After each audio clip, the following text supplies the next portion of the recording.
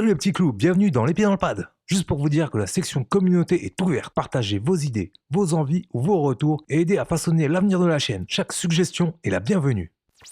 En 2007, Rockstar Games dévoile Manhunt 2. Derrière ce projet, on retrouve le studio Rockstar London, récemment fondé en 2005, épaulé par Rockstar Leeds et Rockstar Toronto. Pourquoi une suite? Parce que le premier Manhunt, sorti en 2003, avait marqué les esprits. Controversé, violent, mais marquant, il avait montré qu'il existait un public pour des expériences sombres et dérangeantes. Rockstar décide alors de pousser l'idée plus loin, garder l'infiltration et l'atmosphère oppressante, mais en changeant complètement de décor et en misant sur une approche plus psychologique. Mais alors, comment se fait-il qu'un jeu aussi violent que Manhunt 2 ait pu sortir sur Wii? Sur une console connue pour son public familial, ça peut sembler surprenant. Ce qu'il faut comprendre, c'est que Nintendo n'édite pas le jeu. Ici, c'est Rockstar Games qui prend tous les risques. Nintendo a simplement donné son accord pour que le jeu existe sur la console, à condition qu'il respecte les classifications officielles. Classé mature par l'ESRB aux États-Unis et 18+ par le PEGI en Europe, après que Rockstar a atténué certains effets visuels pour éviter le classement Adult Only. Au final, il aura pu sortir sur Wii. Nintendo a laissé Rockstar exploiter la console tout en restant à l'écart du contenu sulfureux. Une décision risquée, mais qui montre que même chez le constructeur le plus familial, il y avait de la place pour l'expérimentation. Mais la particularité de la version Wii, c'est bien sûr les contrôles. Car les exécutions se font avec les mouvements de la Wiimote et du Nunchuk, ce qui ajoute une immersion particulière au gameplay, rendant l'interaction plus physique, plus violente, plus réelle, mais aussi plus controversée. Si tu as survécu jusqu'à là, abonne-toi et active la cloche. Ici, il n'y a pas d'échappatoire ou de retour en arrière. Alors, mets les pieds dans le pad. Ladies and gentlemen, start your engines.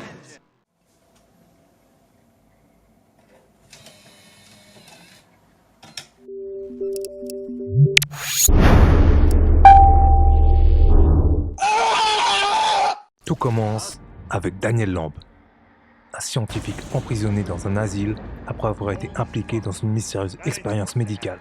Son esprit est fragmenté, sa mémoire confuse. Il ne sait plus distinguer ce qui est réel de ce qui ne l'est pas. Chaque bruit, chaque ombre, chaque mouvement dans ce lieu est une menace. Il ne sait plus qui il est ni ce qu'on lui a fait. Mais une chose est certaine, il doit survivre. L'asile n'est pas un refuge. Les couloirs sont remplis de gars corrompus et de patients violents, prêts à frapper, à tuer, à détruire.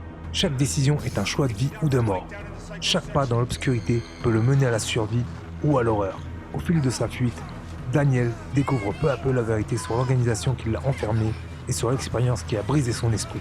Chaque rencontre devient une pièce d'un puzzle psychologique. Chaque affrontement, un test de patience et de ruse. Tension, malaise, violence crue. Dans Manhunt 2, l'histoire n'est pas seulement celle d'une fuite. C'est une descente dans l'ombre, dans la folie, dans la peur.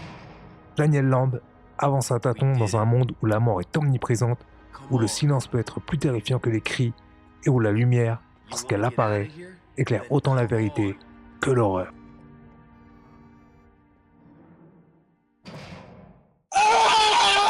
Centré sur l'infiltration et la survie, le joueur doit avancer dans l'ombre, éviter les ennemis et choisir le moment exact pour frapper. Chaque confrontation peut être fatale.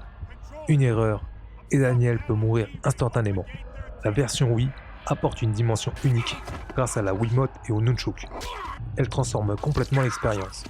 Chaque action n'est plus seulement un bouton à presser, mais un geste à reproduire. Planter un couteau, étrangler avec une corde, défoncer des crânes à coups de barre de fer ou frapper avec des objets improvisés. Chaque exécution devient un acte physique, rendant la violence plus intense et le malaise plus palpable. La gestuelle à la Wiimote apporte une vraie immersion, mais reste imprécise par moments, ce qui peut casser le rythme d'une séquence. Malgré son ambiance unique et son concept choc, Manhunt 2 souffre de plusieurs lacunes côté gameplay. La plus flagrante reste liée à des ennemis, trop prévisible et peu réactive. Elle enlève une partie de la tension qu'on attend d'un tel jeu. Les mécaniques, elles, deviennent rapidement répétitives. Approche furtive, exécution, cachette, et on recommence. Le système fonctionne, mais manque cruellement de variété pour tenir sur la durée. La maniabilité n'arrange pas les choses. La caméra se bloque parfois dans des environnements étroits, et les affrontements directs manquent de fluidité, surtout quand le jeu nous force à quitter l'infiltration pour imposer des phases de tir ou de combat rapprochés.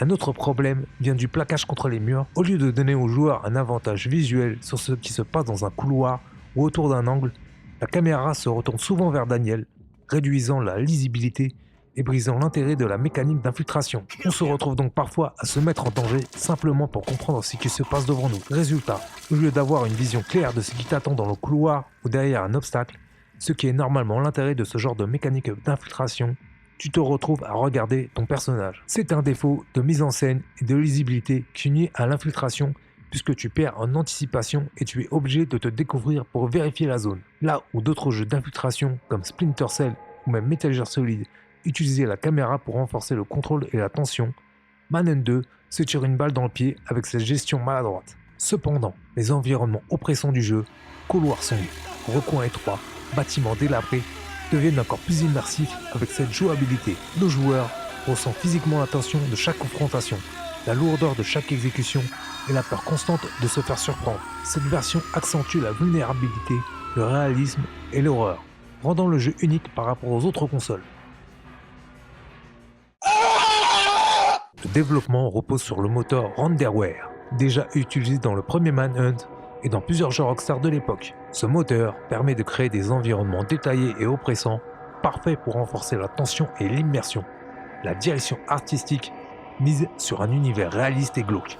Texture sombre, éclairage minimaliste, contraste de lumière et d'ombre qui accentue la peur et la vigilance constante du joueur. Chaque recoin peut cacher un ennemi, chaque bruit peut signaler le danger. Sur Wii, la réalisation prend une dimension supplémentaire grâce à la Wiimote et au Nunchuk, qui transforme le gameplay et les interactions avec le décor en gestes physiques. Les animations des ennemis, les exécutions et les mouvements du personnage sont calibrés pour que le joueur ressente pleinement la brutalité de chaque action. Techniquement, le jeu accuse le coup. Les graphismes sont corrects pour l'époque, mais assez datés. Avec des modèles simplistes et des animations rigides, le moteur ne brille pas par sa fluidité et certaines textures manquent de finesse. Les filtres de censure, censés adoucir la violence, finissent aussi par gâcher la lisibilité de certaines scènes. Car cette violence a provoqué une controverse mondiale. Aux États-Unis, Manhunt 2 a d'abord été classé Adult Only par l'ESRB, ce qui aurait empêché sa distribution sur console. Rockstar a donc dû atténuer certaines animations les plus sanglantes pour obtenir le classement mature, permettant au jeu de sortir légalement. En Europe, le PEGI a également exigé des ajustements, et le jeu a été interdit dans certains pays comme le Royaume-Uni et l'Irlande. La censure de Manhunt 2 est sans doute ce qui trahit le plus son identité. Pensée pour satisfaire les organismes de classification et éviter une interdiction pure et simple, elle retire en réalité l'essence même du jeu. Les filtres visuels appliqués lors des exécutions ne se contentent pas d'adoucir la violence. Ils brisent la lisibilité, cassent l'immersion et détournent le joueur de ce qui devrait être le cœur du gameplay, à savoir le face-à-face brutal et viscéral avec ses victimes. Au lieu de renforcer la tension, cette censure rend le jeu moins immersif et paradoxalement encore moins attrayant qu'il aurait dû être dans sa version brute. Rockstar a dû sacrifier ce qui faisait sa singularité, transformant Manhunt 2 en une expérience édulcorée, moins choquante certes, mais surtout beaucoup moins marquante que son aîné. La bande-son de Manhunt 2 joue un rôle crucial pour renforcer la pression et l'immersion. Les bruitages sont précis et réalistes, les pas résonnent dans les couloirs sombres, les objets frappés claquent avec un impact saisissant, et les cris ou grognements des ennemis ponctuent chaque instant, maintenant le joueur dans un état de vigilance constant.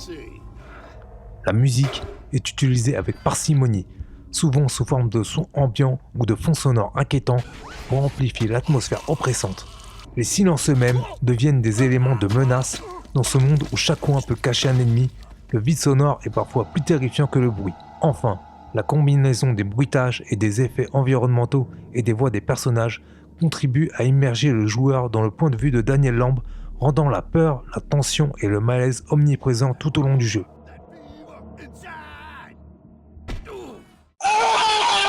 La durée de vie dépend beaucoup de la manière dont tu abordes le jeu. Pour un joueur expérimenté, en se concentrant sur les objectifs principaux et en avançant rapidement à travers les niveaux, l'histoire principale peut être terminée entre 8 et 10 heures environ. Cependant, le jeu propose également une dimension plus stratégique et immersive. Explorer chaque recoin, maîtriser l'infiltration, trouver des objets utilisables comme armes et planifier chaque exécution peut doubler ou tripler le temps de jeu. Sur Wii, la jouabilité basée sur les gestes rend certaines actions plus complexes et donc plus longues à exécuter, ce qui allonge l'expérience globale. De plus, Le jeu encourage les joueurs à expérimenter différentes méthodes d'infiltration et d'exécution, offrant une rejouabilité intéressante pour ceux qui veulent tester toutes les approches possibles dans un environnement où chaque décision peut être fatale.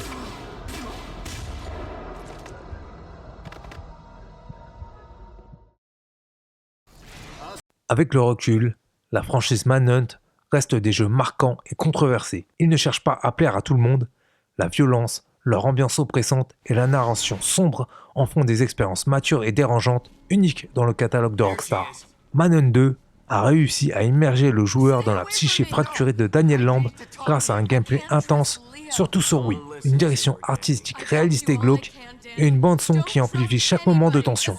Même la censure n'a pas réussi à atténuer la brutalité ressentie par le joueur et la jouabilité reste exigeante et captivante. Pour les amateurs de rétro gaming sombre et immersif, Manhunt 2 est un exemple rare de jeu où l'horreur, l'infiltration et la violence sont intimement liés à l'expérience du joueur. C'est un titre qui choque, dérange, mais qui marque durablement par son audace et sa maîtrise technique et qui continue de susciter le débat sur les limites de la violence dans le jeu vidéo. En 2025, un jeu comme Manhunt ou son équivalent aurait beaucoup de difficultés à sortir sur console grand public. Les standards des plateformes ont évolué et les éditeurs comme Sony, Microsoft ou Nintendo sont beaucoup plus prudents concernant la violence extrême. Un titre très graphique et dérangeant serait probablement limité au PC avec un classement strict 18+. La sensibilité du public et la couverture médiatique autour de la violence dans les jeux vidéo sont également plus importantes. Un jeu trop brutal pourrait générer une controverse majeure et limiter sa diffusion. Après les années 2000, Rockstar a pris un virage stratégique. Fini les jeux extrêmement violents et controversés car ils génèrent beaucoup de polémiques, parfois au point d'être interdits dans certains pays. Limitant leur diffusion, ces controverses peuvent nuire à l'image d'un éditeur et réduire considérablement les ventes sur console grand public. Depuis, Rockstar a choisi de s'orienter vers des expériences plus larges qui peuvent toucher un public adulte mais de manière plus encadrée. Des titres comme Grand Theft Auto 5 ou Red Dead Redemption 2 restent violents et matures, mais la violence est moins gratuite, mieux contextualisée et intégrée à une narration riche. Cette approche permet de créer un impact dramatique ou émotionnel sans risquer l'interdiction et une controverse excessive. Enfin, la réglementation des consoles et le climat médiatique actuel sont plus stricts qu'en 2007. Un jeu où le joueur reproduit physiquement des exécutions sanglantes, comme sur Wii pour Manhunt 2, serait aujourd'hui jugé trop sensible pour les plateformes grand public. Rockstar préfère donc concentrer ses efforts sur des titres matures, narratifs et immersifs, qui provoquent parfois des débats, mais qui restent commercialement viables et accessibles à un public adulte large. J'aimerais ajouter que jouer à un jeu violent reste une expérience fictive. On explore la peur, la tension et la survie dans un monde sûr. Ces jeux provoquent des émotions fortes, mais ne transforment pas les joueurs en criminels. Critiquer les jeux vidéo en disant qu'ils rendent violents, c'est ignorer tout ce que le médium peut apporter. Immersion, émotion, analyse morale et compréhension de monde imaginaire. La violence dans la vraie vie n'est pas créée par les jeux vidéo, mais par la société, son individualité, son environnement et ses choix. Et l'actualité nous le prouve tous les jours. Merci d'avoir regardé. Likez, commentez et partagez. Abonnez-vous pour ne pas rater mes prochaines aventures. À bientôt dans les pieds dans le pad. Congratulations! You placed first.